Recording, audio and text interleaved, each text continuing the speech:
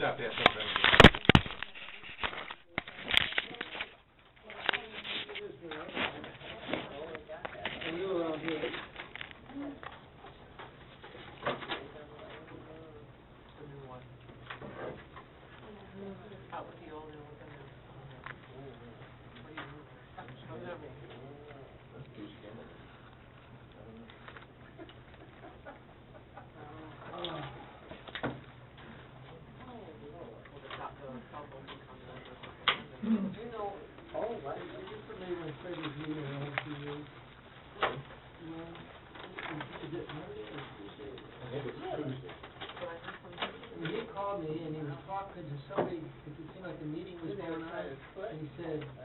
He said he picks up tonight. Oh, okay. He asked, went through your... Yeah, but they were not... I didn't have a phone, so I tried to... They on my window. Well,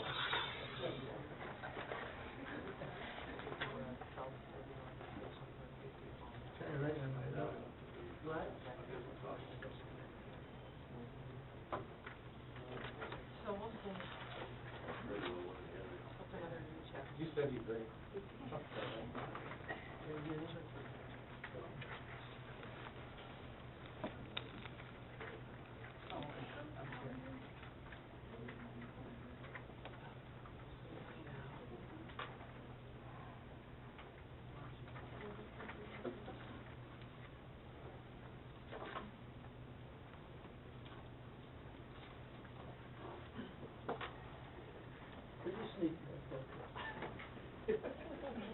Are you Mr. Abrams? Are you Mr. Abrams? No, I'm the attorney. You're the attorney. This is Abrams. Good, Thank you, good. Thank you. Looking good. Mr. Cole, nice to meet you. Should be a pretty simple thing. He was still Next to the property. Do Do you have a tenant? Yeah.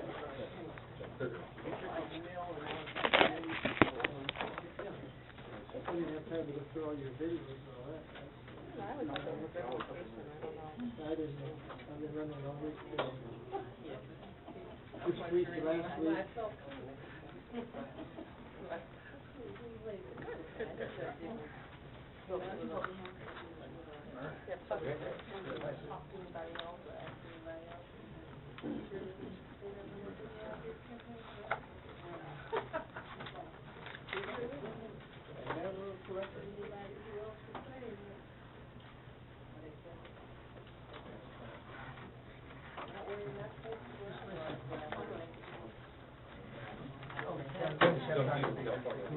He's not gonna be here now. Joan is missing. Yeah. She's here.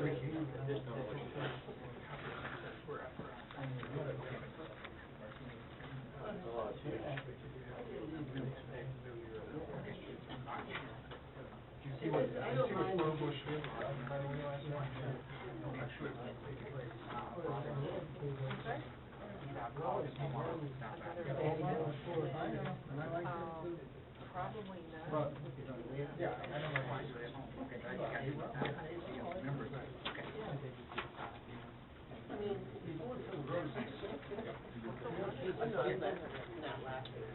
okay, let's start with 8:00.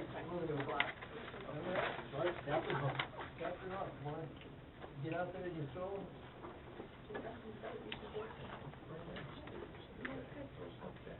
I know. He's such a big guy, all the spurs up. I mean, he runs 5 miles before he pitches. You should run 10 and not show up. Yeah, I didn't, I can't for that tree. No, I don't. I thought first we showed, on a left hand, they always want a left hand, you got to be on left hand. It's like, oh, I don't know. Are you ready, Nancy? Okay. We'll call this meeting to order. This is a meeting of the Council of Southfield, conducted as Committee of the Whole for Monday, August the 15th, 2011. Madam Clerk, would you please call the roll? Thank you. Ms. Taylor? Here. Mr. Land? Ms. Garrison? Here. Mr. Perkowski? Here. Ms. Seymour? Here. Mr. Stivers is excused this evening. Mr. Frazier? Here. You have 6 members present. Thank you. First item on our agenda is a request for recognition from Pamela Gerald. If you would come to the podium and give your name and address for the record, you have 5 minutes.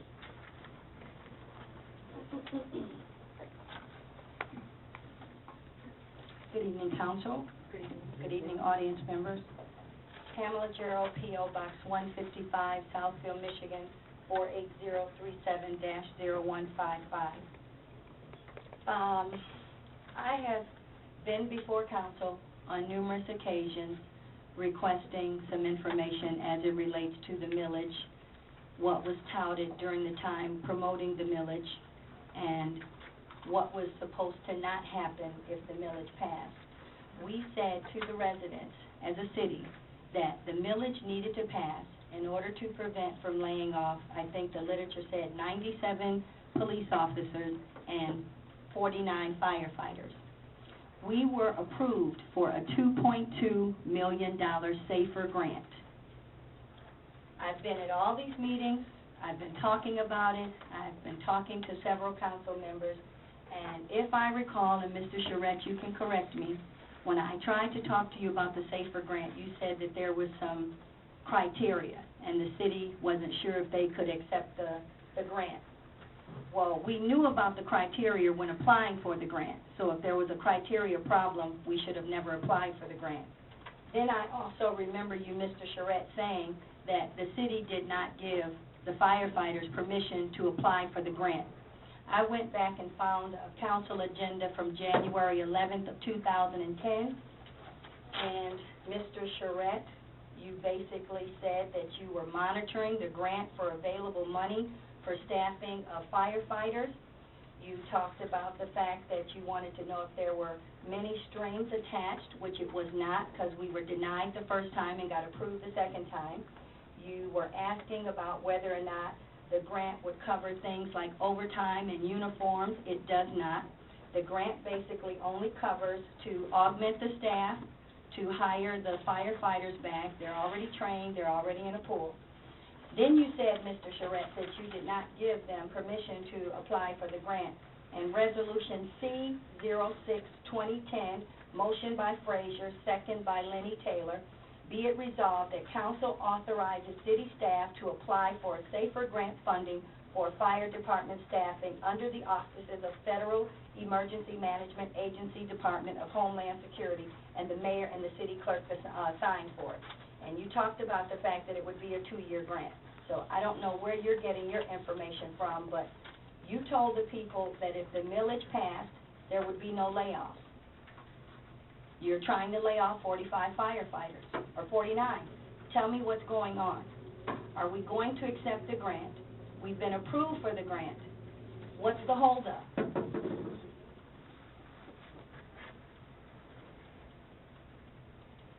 Now, sometimes you tell me that my answers have to come within the 5 minutes, which according to the Open Meetings Act, I get 5 minutes to address the council, and then you can politely, if you choose, answer the question. So I'm yielding some of my time now because I've asked the same old question. Are we going to accept the SAFER grant? When are we going to accept it? Since the millage passed, are we going to still lay off the 49 firefighters? And what about the transportation contract?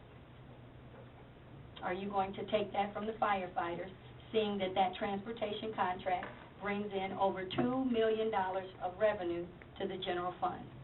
So I'm going to yield some of my time and allow you, Mr. Frazier, to answer the question, since you said my answers have to come within the 5 minutes.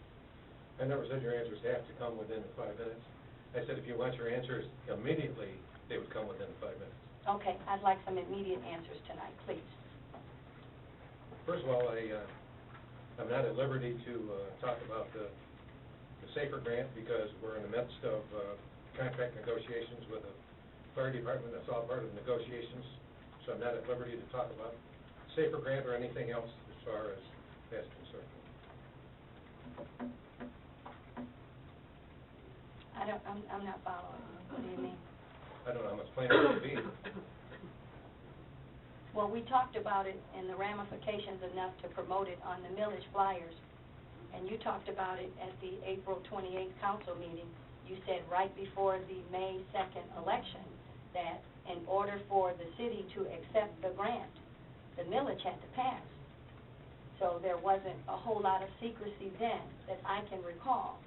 So maybe if there's an agenda or something where you could refresh my memory, I don't know what the problem would be in terms of you not being able to answer right now. Your 5 minutes are up. Your 5 minutes are up. I set a timer at 5 minutes. So you're not going to answer the question? No, your 5 minutes are up. What about the transportation contract? Your 5 minutes are up. Thank you.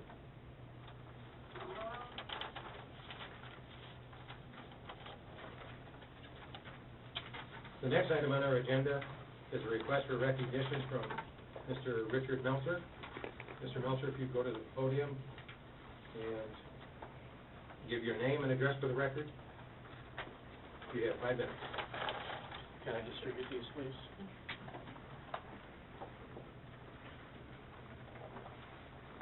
Maybe more on that.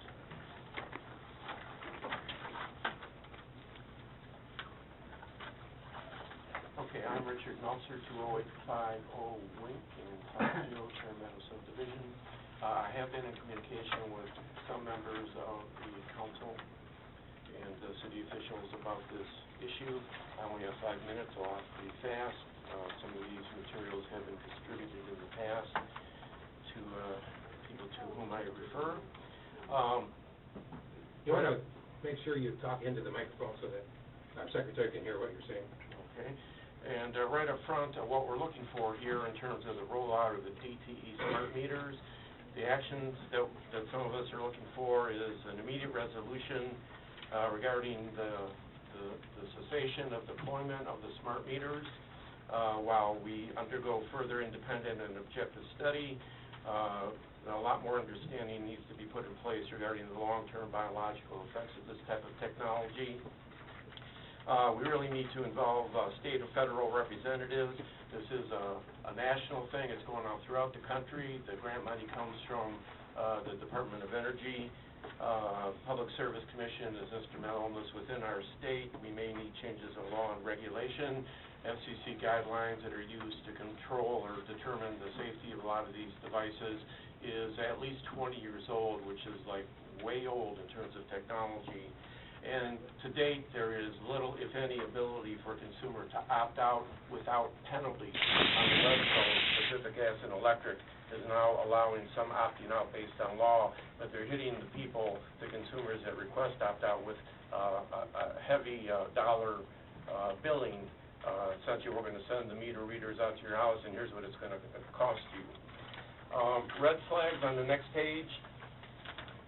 Some people have already seen this material. I won't go into it with any detail. You can check it out at a later date. But let's just say there are two authorities there, University of California, Santa Cruz nuclear power expert, and Dr. David Carpenter from the Harvard Medical School, New York Public Health Department. He's the dean of the Public Health Department there, raising a lot of issues that this is not as safe as it's being purported. And if you look at the last picture on the bottom right, and look at that video, you will see someone with a sensitivity meter out near the smart meters, and the thing sounds like it's making popcorn out there.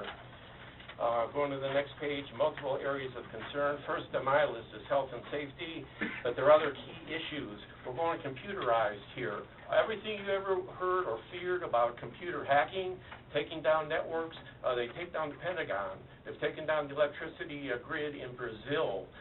There are enough people who hate the electric company based on all this stuff that I guarantee you it will be taken down. There are privacy issues, how you use your electricity, exactly what devices you use, how often, will all be known. Every motor on every device has a signature. Everything is moving towards smart appliances. They'll count how many times you open up your refrigerator. It will be known how much time you spend on your treadmill. Later, when you get a cancellation notice from your medical carrier, and they say, well, the data that we used was from the electric company because we are looking at your behavioral patterns. We don't like what we see, so we're dropping it. That's the kind of future that potentially you may be looking at. And then there's ultimately the personal control of electricity usage. When you turn over control of the switch, what you can turn on, when you can turn it on, and how you can use it. When you turn that over to the electric company, you're in a different paradigm. Going to the next page very quickly. There are concerns that there are health and safety risks. These devices are always on. You're led to believe that they broadcast once, maybe an hour for half a second, shoot out some data. In fact, they're broadcasting all the time because they're chattering with every other smart meter on every other home in your neighborhood. That's what a network is, and that's how they level the load and so forth. Approximations of up to 23,000 broadcasts a day from one meter.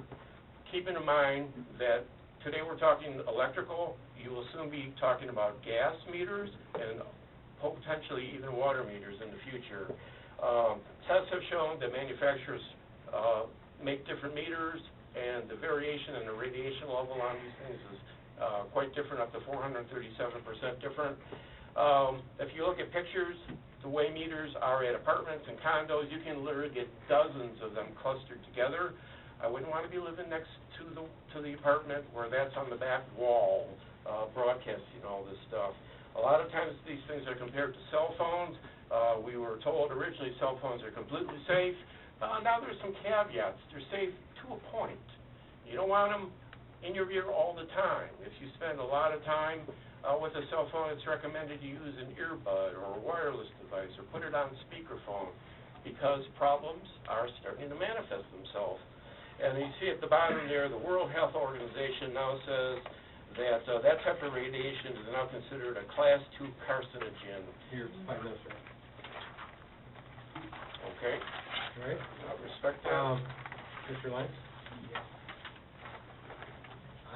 Did you have questions, sir? Should I say? No. Wait. Okay. For many years, I have said the same thing you're saying. For many years now, with all the grids around Southfield and all the cell towers, and everybody just laughed and not do anything. They didn't believe it. Okay? I'm astounded what I see here and what you're telling us. And I'm surprised that you hear, that you have the nerve and the chutzpah to come here and talk about this. Because you are right on everything you've said. And I've been right for years. But they laugh. Doesn't mean anything. I proved many, and I have a pile of information. The FCC is as crooked as anybody else. You know, they give you the wrong information. If you go down from 8 Mile up to 12 and put your radio on, you'll hear the crackling. You'll hear the radiation on your radio. Providence Hospital a couple of years ago, and they still have them, there were 7 children with anemia caused by the radiation. 2 died already. When I went to Providence to find out more, I couldn't get any information. They wouldn't give me the information. I always said the cell towers, and we have so many cell towers that we have a blanket of radiation over Southfield. Nobody believes it. They'll find out later, when they get older, they'll find out. On 12 in Evergreen, we have a firehouse there. Between the firehouse and that little shopping center, they put a tower. You can spread your hands out and touch the firehouse wall and the other building there. And all the firemen's beds are along that wall. Now, I noticed a couple of years ago, the companies are putting signs up, stay 13 feet away from the cell tower bases, because that's a source of radiation too. They finally gave in and put the notices down there. Mm-hmm. So what do you expect us to do? What do you expect us to do? Well, the one thing, you know, I had it, so I hit you with the actions first. Yeah. I can respond. I can really wrap up in 2 minutes. what I was hoping is that the council, this esteemed body, would issue a resolution much like Oak Park has done. Because I've talked to the people at Oak Park, and they say, I mean, we all feel powerless because they say, we have no control over what will get deployed in our neighborhood, in and above taking, political action and hoping ultimately to influence the Public Service Commission. They are really the controlling entity in this whole kind of arrangement, this whole authorization. But they were concerned enough, that they did pass a resolution. I think it would be significant, even though a lot's already been deployed in Southfield. Okay, I've stressed the time, but, Yeah, but I can talk. I'm gonna if you'd wait just a second. Go ahead. I have the resolution from Oak Park, and without any objection, I'm going to refer this to our legislative committee, and also the material that you've handed out for our legislative committee to meet on, and come back with a full recommendation to the full council. Okay, very good. Yes, Is there significance of a date to submit this to the, public service? Probably 6 months ago, but we can only go forward, so I'd say, ASAP, I would treat this with some urgency. And the one point I will make here, if you'll permit me to just, there's a list of things that we all took for granted. You can read that through yourself and go, oh, yeah, that's all true. But the thing is, there's a conflict between business and public health. And when I say public health, I mean public health officials. Business wants to move forward, and people don't drop dead from this. This is not like poison, right?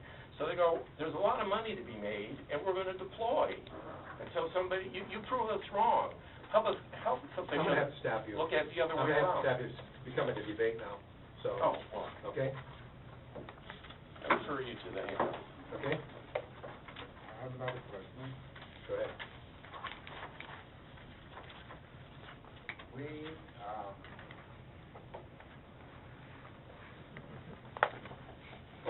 Maybe I'll get enough, if I'll start a controversy.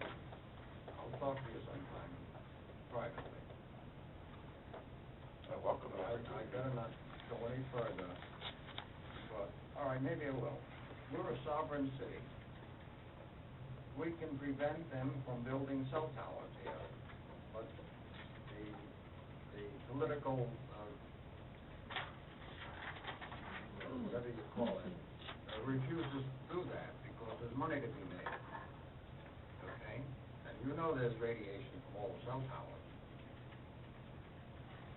So we also have control, that we don't have to give permission for them to build the cell towers. The city has control of that. It's not the FCC alone, they can't tell us what to do in our city. I don't think so. Well, I don't know about that, let's just say I don't know. I won't go any further on that. And the utilities may be different than cell towers. But I'm glad you're here, and I'm glad you brought it out in the open. My email's on the front page, so please contact me if you would like any further discussion. I thank you, I thank the committee Sure. for its time. Thank you. Here's one right there. Are there any extra copies, or would you find use for them? No, it's just a resolution from Old Farm. All right, the next item on